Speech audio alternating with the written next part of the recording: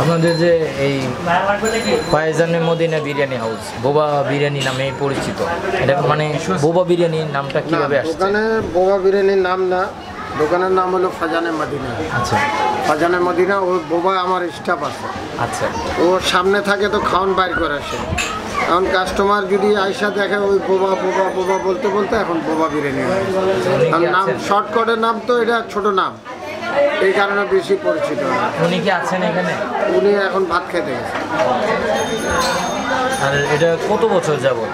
এটা প্রায় এই দোকানের বয়স প্রায় 30-এর কাছাকাছি।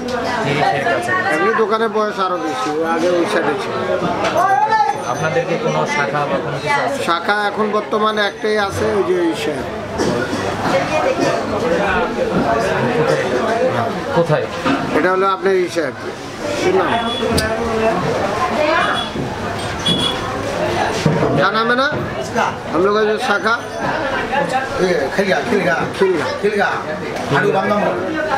खिलगा वो जो हाड़ भांगा মোড়। আচ্ছা, থ্যাংক ইউ।